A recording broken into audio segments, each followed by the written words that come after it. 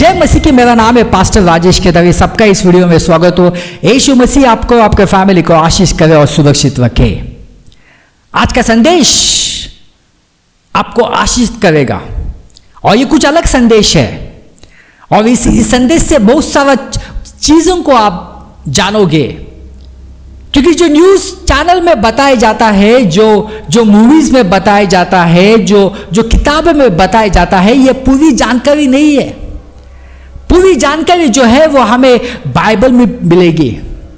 और आज हम बात करने वाले हैं नेफिलिम के बारे में, जिसे हिंदी में कहा जाता है नपोलो, जिसका अर्थ होता है दानव। तो ये जो नेफिलिम जो है ये कहां से आए हैं? दानव धरती पे कैसे आ गए? क्योंकि आपने सुना होगा, अपने इतिहास की किताबों में सुना होगा, पौराणिक कथाओं में सुना होगा, अपने मूवीज में देखा होगा दानव। मगर ये दानव कहां से आए, उनका मकसद क्या है, ये हम देखने वाले हैं और इसका जिक्र बाइबल में है। इसके बाद ये एलियंस क्या है, यूएफओ क्या है, जिसके बारे में हर दिन हम सुनते हैं। ये जल परी क्या है और ऐसे जानवर क्या है कि जो आधे इंसान है और आधे जानवर है। ये सब क्या है और ये सब क्या चल रहा है, इसकी सच्चाई हम आज देखने वाले हैं भाई बहनों। इसलिए ये जो है ये संदेश को आप ध्यान से देखना। आइए हम प्रार्थना करते। पिता परमेश्वर, हम धन्यवाद देते ये समय के लिए, और जो सच्चाई जो है, सच्चाई समझने के लिए हमें आपकी कृपा की आवश्यकता है। यह सब प्रार्थना यीशु मसीह के नाम से करता हूं, आमीन।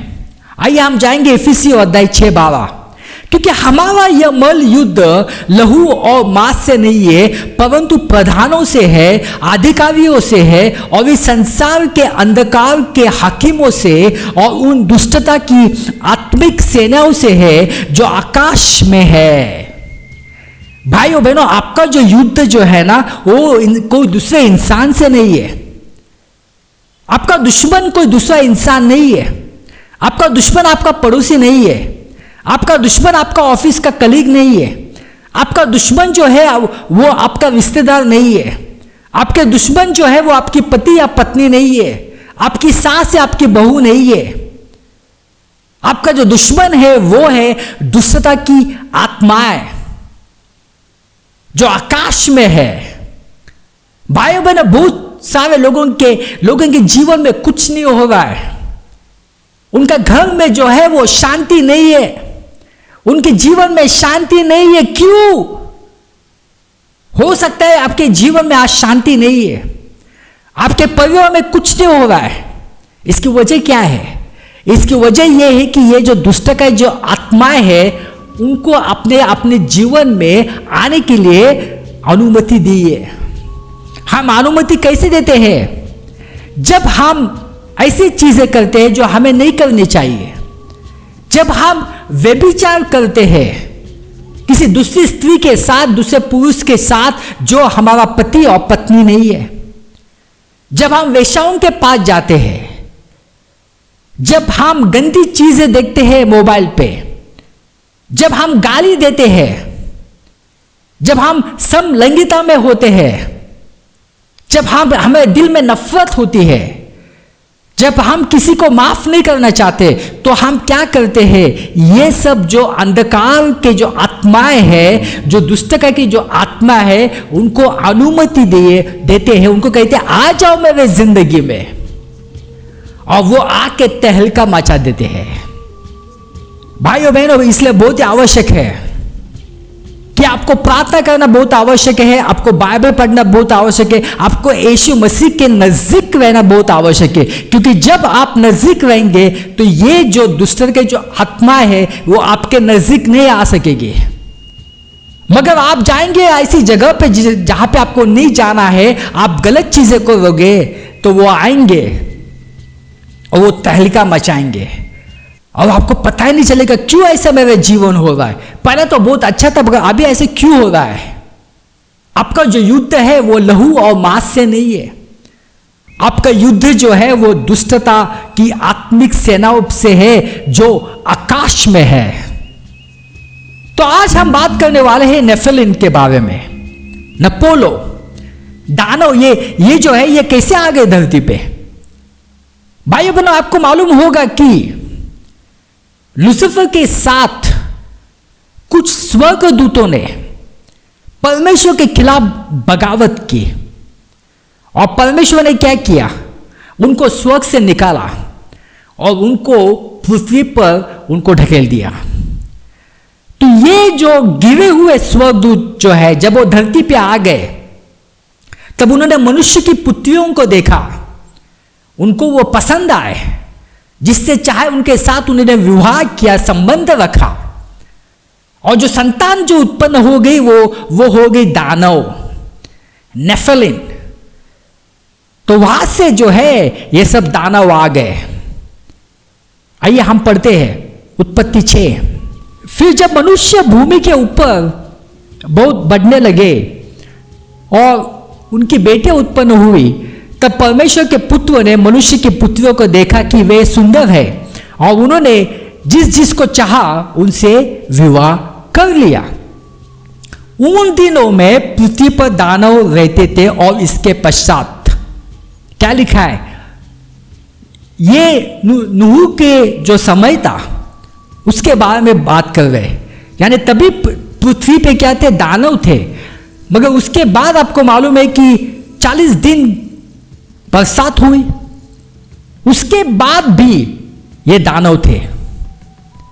जब परमेश्वर के पुत्र मनुष्य की पुत्रियों के पास गए, तब उनके द्वारा जो पुत्र उत्पन्न हुआ वे शूरवीर होते थे, जिनकी कीर्ति प्राचीन काल से प्रचलित है। तो भाइयों बहनों, ये जो नेफिलिम जो है, नपोली, उसकी बहुत सारी श्रेणी है। और इसका जिक्र जो है हम इतिहास की किताब में पढ़ते हैं, पौराणिक कथा में पढ़ते हैं। जो ग्रीक की पौराणिक कथा है, जो रोमन की पौराणिक कथा, उसमें हम पढ़ते हैं, हम न्यूज में देखते हैं, किताबों में पढ़ते हैं, हम अभी हॉलीवुड मूवीज में देखते हैं। तो ये सब जो है, ये तो इसका स्तोत्र क्या है, ये आइडिया वो कहां से लेके आते हैं? आइडिया लेके आते हैं बाइबल से। मगर दुख की बात है कि बहुत सारे मसीह जो है इसके ऊपर विश्वास नहीं करते हैं, मगर ये बाइबल में ही लिखा है। और ये सब जो भी है मूवीज में, मीडिया जो है, ये सब जो है ये बाइबल से उठाते हैं, मगर वो बोलते नहीं है कि उन्होंने बाइबल से ये किया है। तो अभी जो आपने देखा होगा सुपर हीरो, इसकी आइडिया जो है, इसकी आइडिया कहां से आती है? बाइबल से आती है। जो अभी हमने पढ़ा, यहां पे लिखा है, उनके द्वारा जो पुत्र उत्पन्न हुए वे शूरवीर होते थे, जिनकी कीर्ति प्राचीन काल से प्रचलित थी। क्योंकि जो दानव उत्पन्न हो गए वो आम इंसान से वो बहुत लंबे थे, उनके पास बहुत शक्ति थी, कुछ भी कर सकते थे। तो वहां से जो है लोगों ने सुपर हीरोज के आइडिया ले लिए। और बहुत सारे पौराणिक कथा में भी हम पढ़ते हैं, जैसे कि आपने पढ़ा होगा साइक्लोप्स के बारे में, या तो साइक्लोपिस, जिसको आप ग्रीक या तो रोमन पौराणिक कथा में आप पढ़ेंगे। तो ये साइक्लोपिस क्या है? ये प्रकार का दानव है जिसकी सिर्फ एक आंख होती थी। और दूसरा है हरकुलस। हरकुलस जो है वो मशहूर था अपने शक्ति के लिए। तो ऐसे बहुत सारे जो है सुपर हीरोज, जो कि आप कॉमिक्स में भी पढ़ेंगे, और बहुत सारे सुपर हीरोज के बारे में जो है मूवीज भी निकली है। तो ये आइडिया उनको कहां से आता है? ये आइडिया बाइबल से उनको आता है। अपने एलियंस के बारे में सुना है, हर दिन जो है न्यूज वाले बताते हैं यूएफओ के एलियंस, मगर वो सच्चाई नहीं बताते हैं। ये एलियंस है क्या? ये भी एक नेफिलिम का जो है एक प्रकार है। और जो साइंटिस्ट जो है वो न्यूज चैनल जो क्या बताते कि वो दूसरे ग्रह से आते हैं, दूसरे ग्रह से नहीं है, यही ग्रह के हैं दानव जो घूमते रहते हैं। तो ये जो गिरे हुए स्वर्गदूत जो है, उन्होंने इंसान के साथ संबंध रखे, उनका जो वंश है, वंश को दूषित किया। यानी जो इंसान जो बन गए वो है आधे आधे इंसान और आधे दानव। तो ये दानव जो होते हैं उसमें क्या रहता है, उसमें सब बुरी आत्माएं रहती है। तो वंश को उन्होंने क्या किया, दूषित किया। अभी ये जो गिरे हुए स्वर्गदूत जो है उन्होंने इंसान के साथ तो संबंध रखा, मगर इन्होंने पशुओं के साथ भी संबंध रखा, जानवर के साथ भी संबंध रखा। और इससे क्या हुआ कि पशुओं का जो वंशज है वो भी दूषित हुआ। और इससे जो है इससे पैदा हो गए सेंटोस। सेंटोस ये सब क्या है, ये सब आधे इंसान और आधे जानवर, आधा इंसान आधे घोड़े। जलपरी के बारे में आपने सुना होगा। ये सब क्या है, आधे इंसान आधे मछली। ये सब नेफिलिम के श्रेणी है। ये सब जो है ये सब बुरी आत्माएं है। तो ऐसे प्राणी कैसे उत्पन्न हुए, कैसे धरती पे आ गए? जब ये गिरे हुए स्वर्गदूत ने जो पशुओं के साथ संबंध रखा तो वहां से ये सब आ गए। तो भाई बहनों, ये जो दानव, ऐसे प्राणी जो आधे इंसान और आधे पशु है, उनका खात्मा हुआ नहीं है। वो अभी भी जो है धरती पे है और बहुत सारी जगह पे वो अभी फैल गए हैं। लोग हमें बताते नहीं है, साइंटिस्ट हमें बताते नहीं है, पूरा सच हमें बताते नहीं है, मगर ये हकीकत है। और बहुत सारे सबूत जो है इसके मिले हैं कि इसकी मौजूदगी है। अभी एलियंस को तो सब मानते हैं, सब विश्वास करते एलियंस है। और हर दिन जो है केसेस रजिस्टर हो जाते हैं एलियंस के बारे में। मगर ये जो कहते कि ये दूसरे ग्रह के हैं, दूसरे ग्रह के नहीं है, यही ग्रह के हैं दानव।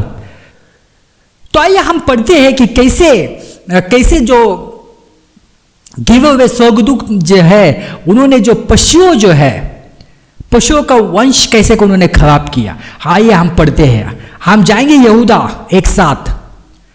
जिस रीति से सदम और अमोरा और उनके आसपास के नगर जो इनकी नाई व्यभिचारी हो गए थे और पराई शरीर के पीछे लग गए थे, वे आग के अनंत दंड में पड़कर दृष्टांत ठहरे हैं। अभी आपको मालूम होगा सदम और अमोरा का जो है पाप क्या था। पाप था होमोसेक्सुअलिटी, पाप था समलैंगिकता, साथ में व्यभिचार भी पाप था। मगर यहां पे जो क्या लिखा है कि वो पराई शरीर के पीछे लग गए। तो पराई शरीर का मतलब क्या है? पराई शरीर का मतलब है दूसरा शरीर। बाइबल क्या कहती है दूसरा शरीर के बारे में? क्या बाइबल उसका जिक्र करती है? हाँ, जो पशुओं का शरीर जो है उसको कहा जाता है पराया शरीर। आइए हम पढ़ते हैं। हम जाएंगे पहला कुरिन्थियों अध्याय 15। सब शरीर एक समान नहीं है। मनुष्यों का शरीर और है, पशुओं का शरीर और है, पक्षियों का शरीर और है, मछलियों का शरीर और है। तो ये जो सदम और गमोरा जो के लोग थे वो तो समलैंगिक थे, वो व्यभिचारी थे, मगर साथ में वो पराये शरीर के पीछे भी लग गए थे। यानी उन्होंने पशुओं के साथ भी संबंध रखा था। मगर आइए हम अभी देखते हैं कि जो गिरे हुए स्वर्गदूत जो है इनका और पशुओं के साथ क्या रिश्ता है। हम पढ़ते हैं यहूदा एक साथ। फिर जो स्वर्गदूत ने अपने पद को स्थिर न रखा वरन अपने निज निवास को छोड़ दिया। क्या लिखा है? फिर जो स्वर्गदूत अपने पद को स्थिर न रखा, अपने निज निवास को छोड़ दिया। उनका निवास कहां पे था? स्वर्ग में था। उनको वहां से धक्के मार के निकाल दिया गया। उस भीषण दिन के न्याय के लिए अंधकार में जो सदा के लिए बंधनों में रखा है। जिस रीति से सदम और अमोरा और उनके आसपास के नगर जो उनकी नाई व्यभिचारी हो गए थे और पराई शरीर के पीछे लग गए थे, आग के अनंत दंड में पड़कर दुष्टांत ठहरे हैं। तो यहां पे क्या लिखा है? जिस रीति से सदम और अमोरा। तो यानी जैसे सदम और अमोरा के लोग पराए शरीर के पीछे लग गए थे, उसी रीति से ये जो गिरे हुए स्वर्गदूत जो है वो पराए शरीर के साथ उन्होंने संबंध रखा, यानी पशुओं के साथ संबंध रखा। और उससे जो है उससे क्या पैदा हो गया? उससे पैदा हो गया सेंटोस। ये सेंटोस क्या है? जिनके सिर, गर्दन, छाती और हाथ एक आदमी के और शरीर और पैर घोड़े के हैं, ऐसे जानवर पैदा हो गए। दूसरे जो है मेरमेड्स, जिसको कहते हैं जलपरी, जिसका सिर और ऊपरी शरीर एक महिला मानव और पूंछ एक मछली की होती है। और मेरमैन के बारे में सुनोगा। मेरमैन क्या होता है कि आधा शरीर जो है वो पुरुष का होता है और आधा शरीर जो है पुष्प एक मछली की होती है। तो आधे इंसान और आधे मछली। तो ये सब ऐसे जानवर जो है, ऐसे जानवर पैदा हो गए। उसके बाद जो है सुकुबुस। ये सुकुबुस क्या है? ये जो है एक प्रकार का दानव है जिसको कहा जाता है लिलिन दानव। और ये दानव जो होता है महिला रूप में होता है। और ये दानव जो है आमतौर पर यौन गतिविधियों के माध्यम से पुरुषों को लुभाने के लिए सपने में दिखाई देता है। इसको कहा जाता है सक्कुबुस। और दूसरा जो है वैम्पायर्स, महिला जीव, पिशाच। देखो ऐसे सब जो है, ऐसे सब जानवर जो है कैसे पैदा हो गए? ये पैदा हो गए जब गिरे हुए स्वर्गदूत ने जो है पशुओं के साथ संबंध रखा और उनके वंश को दूषित किया। भाई बहनों, यही सब हम देखते हैं मूवीज में, ये सब हम देखते हैं, न्यूज में हम देखते हैं। मगर बहुत सारे मसीह जो है उस पर विश्वास नहीं करते हैं। मगर भाइयों बहनों, ये एक सच्चाई है। दानव है, ये सब ऐसे ऐसे जो है पशु है, आधे इंसान आधे जानवर आज भी धरती पे है। आइए हम आगे पढ़ते हैं। उत्पत्ति 6। इसलिए यहोवा ने कहा, मैं अपनी बनाई पुत्री के सारे लोगों को खत्म कर दूंगा। मैं हर एक व्यक्ति, जानवर और पृथ्वी पर रेंगने वाले हर एक जीव जंतु को खत्म कर दूंगा। भाई बहनों, जो नास्तिक होते हैं वो हमेशा परमेश्वर के खिलाफ जाते और कहते हैं कि क्यों परमेश्वर ने नूह के समय लोगों को खत्म किया और साथ में जानवर को भी खत्म किया। भाई बहनों, क्यों खत्म किया? क्योंकि ये जो थे इंसान नहीं थे, ये आधे इंसान आधे दानव थे। ये जो जानवर थे वो सब 100% जानवर नहीं थे। ये जो थे ये आधे इंसान और आधे जानवर थे। इनमें जो है, इनमें बुरी आत्माएं थी, दुष्टता की आत्माएं थी। और इसलिए जो है, इसलिए परमेश्वर ने जो है उनको खत्म किया। भाइयों बहनों, ऐसे ही अभी होने वाला है।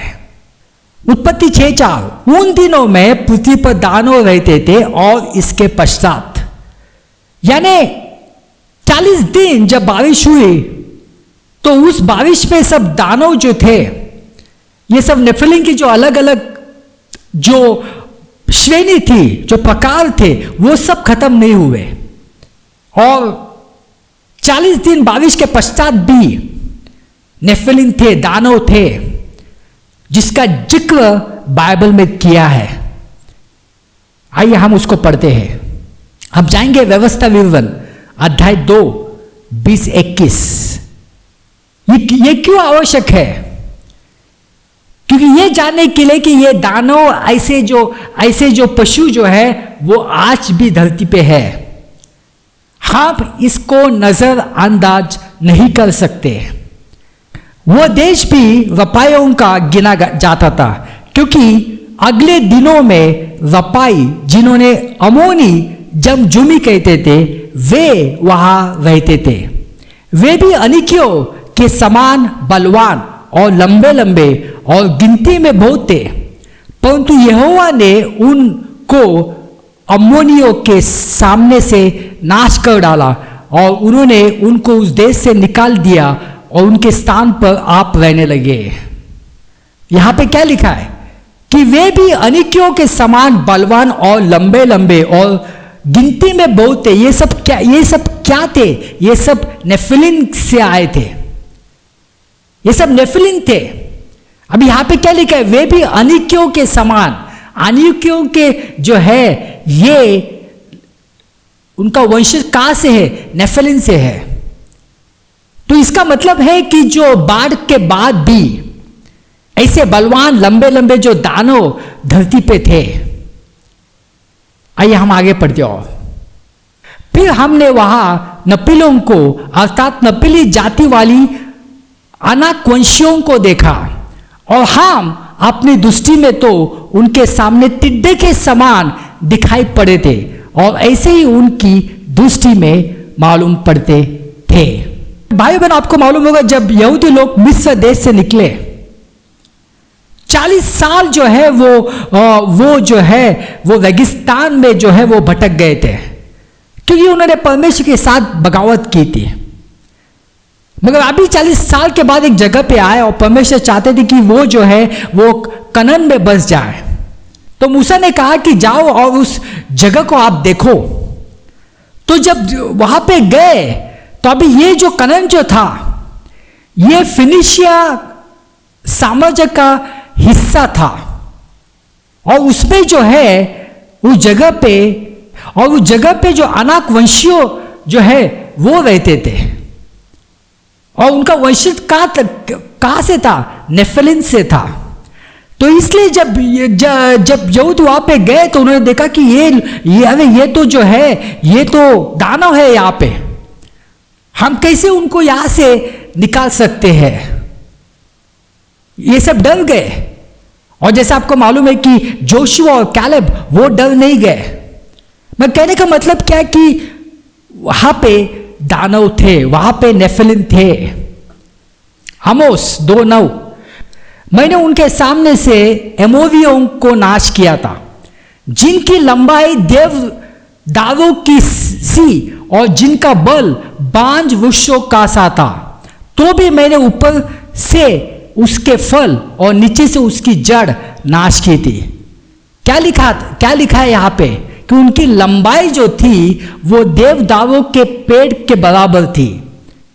तो इतने बड़े लंबे लोग वहां पे थे, यानी ये दानव थे, ये जो थे ये नपोली थे। तो इसका मतलब है कि बाढ़ के बाद भी ये नपोली जो है वो धरती पे थे। आइए हम पढ़ते पहले इतिहास 11। यहोयादा का पुत्र बनाया था, जो कबेजल के एक वीर का पुत्र था, जिसने बड़े बड़े काम किए थे। उसने सिंह समान 2 मोआबियों को मार डाला। यहां पे क्या लिखा है? सिंह समान 2 मोबियों को मार डाला। सिंह समान यानी ये जो थे 2 जन, ये आधे मानव आधे जानवर थे। यानी उनका सिर जो था वो मानव का था, मगर जो नीचे का जो हिस्सा था वो हिस्सा जो था वो सिंह का था। तो ऐसे जानवर, जैसे मैंने कहा कि ऐसे जानवर जो है वो बाढ़ के बाद भी थे और अभी भी है, अभी भी धरती पे है। और इसके बाद हम जो नेफिलिम की जो गतिविधियां जो है हम रोमन साम्राज्य में देखते हैं। जैसे कि आपको मालूम है कि रोमन साम्राज्य बहुत बड़ा था, और जब साम्राज्य बड़ा होता है तो ये जो नेफिलिम जो होते हैं उनको अपना काम करने में बहुत आसान हो जाती है। तो ये जो नेफिलिम जो थे वो जो है, जैसे कि हमने देखा कि वो तो कानान में थे, मगर वो एक जगह पे नहीं टिके, वो वहां से निकले, अलग दुनिया के अलग अलग जगह पे वो गए, और जहां पे लोग ज्यादा है वो वहां पे जाके बस गए। तो रोमन साम्राज्य में आपने सुना होगा कि नेफिलिम की गतिविधियां बहुत थी। आपने सुना होगा सेल्टिक ड्यूड्स, जिसमें बहुत सारी बुरी आत्माएं थी, और इंग्लैंड में भी किंग आर्थर के समय में बहुत सारे नेफिलिम की गतिविधियां दिखाई दी। उसके बाद साउथ अमेरिका में फिनिशियंस के जो सिक्के हैं वो मिले। अभी जैसे कि मैंने कहा कि जो कानान जो था जगह, वो जो जगह थी वो फिनिशिया साम्राज्य में आती थी, और जहां पे जो है वो नपुली रहते थे, जैसे हमने देखा अभी। तो साउथ अमेरिका में फिनिशियन के सिक्के मिले, और साउथ अमेरिका में पिरामिड जैसा स्ट्रक्चर भी दिखाई दिया। तो इसका मतलब है कि ये जो नेफिलिम जो है अलग अलग दुनिया के अलग अलग जगह पे वो गए, साउथ अमेरिका में गए, इंग्लैंड में गए, रोमन साम्राज्य में गए, और ये सब अभी भी मौजूद है। और जब इंसान आकाश की ओर ज्यादा देखने लगा, जब टेलीस्कोप आ गए, जब कैमरेज आ गए, जब हवाई जहाज आ गया, बहुत सारी अजीब गतिविधियां दिखी आकाश में। उन्होंने जो है नेफिलिम जैसे जीव देखे, जिसको अभी हम एलियंस यूएफओ कहते हैं। तो भाइयों बहनों, हर दिन यूएफओ के बारे में केसेस रजिस्टर होती है, और पिछले साल में 100 से ज्यादा केसेस रजिस्टर हुई थी यूएफओ के बारे में। बहुत सारे लोगों ने देखा है, गवर्नमेंट के लोगों ने देखा है, डिफेंस, अमेरिका के डिफेंस के लोगों ने देखा, उनको मालूम है ये है, ये चीज है, मगर वो जो है वो असली चीज नहीं बता रहे। वो दावा करते कि ये दूसरे ग्रह के प्राणी है, ये दूसरे ग्रह के नहीं है, ये यही ग्रह के दानव है, ये जो है ये नेफिलिम है। ईसा विरोधी का राज्य होगा धरती के ऊपर। उस राज्य का जिक्र किया है दानियेल की किताब में, कि वो जो राज्य जो होगा वो मिट्टी के साथ लोहा मिलाना, उसके जैसा वो राज्य होगा, यानी मिट्टी के साथ लोहा मिलना। अब मिट्टी किसका प्रतीक है? आदमी के बीच का प्रतीक है। तो यानी इसका मतलब यह है कि उस वक्त जब ईसा विरोधी का राज्य होगा तो बहुत सारे लोग जो होंगे वो गैर मानव रहेंगे, उनका वंश जो है वो दूषित किया जाएगा ईसा विरोधी से, और इसलिए जो है उनका खात्मा होना बहुत आवश्यक है। भाइयों बहनों, ये सब जो बातें जो है ये बाइबल में है, और ये हकीकत है, और ऐसे नहीं कि ये सब पुरानी बातें हैं, ये सब अभी चल रहा है। ये सब जो है नेफिलिम जो है वो अभी दुनिया भर में है। अभी हम इसके बारे में ज्यादा गौर नहीं करते, मगर ये एक सच्चाई है, आप खुद रिसर्च करना इसके बारे में। जो क्रिश्चियन साइंटिस्ट है उनके आर्टिकल्स को आप देखो, उन्होंने क्या क्या खोज निकाला है, क्या क्या सबूत उनको मिले हैं नेफिलिम के बारे में। तो भाइयों बहनों, हमें जो है, हमें यीशु मसीह के ऊपर गौर करना है। भाइयों बहनों, हमें जो है यीशु मसीह के नजदीक रहना है। हमें जो है प्रार्थनाओं में रहना है। हमें जो है यीशु मसीह की सुरक्षता में रहना है। जब हम यीशु मसीह में रहते हैं तो ये सब जो बुरी आत्माएं होते हैं, ये सब नेफिलिम जो होते हैं, ये सब जो जानवर होते हैं, जो आधे इंसान है और आधे जानवर है, वो हमारा कुछ नहीं बिगाड़ सकते हैं। इसलिए बहुत ही आवश्यक है कि यीशु मसीह के नजदीक रहना। हमारा जो युद्ध है वो कोई दूसरे इंसान से नहीं है। हमारा युद्ध जो है वो जो दुष्टता की जो आत्माएं हैं उनसे है, और सिर्फ यीशु मसीह के लहू से हम उनके ऊपर विजय पा सकते हैं। तो भाइयों बहनों, आप इसके बारे में गौर करना।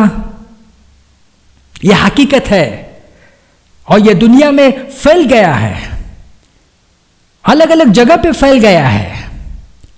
मीडिया में, हॉलीवुड में, फाइनेंशियल इंस्टीट्यूशन में, एजुकेशनल इंस्टीट्यूशन में, ये किसी को मालूम नहीं है, मगर ये वो फैल रहा है। और उनका मकसद क्या है? उनका मकसद है कि वंश को दूषित करना। क्योंकि शैतान जो है वो मनुष्य से नफरत करता है। क्योंकि परमेश्वर ने मनुष्य को बनाया, वो नफरत करता है, वो चाहता है कि उसका वंश जो है वो दूषित हो। हमें यीशु मसीह के नजदीक रहना है। हम प्रार्थना करते, पिता परमेश्वर धन्यवाद देते हैं समय के लिए। आप महान खुदा है। ये सब प्रार्थना यीशु मसीह के नाम से करता हूं, आमीन।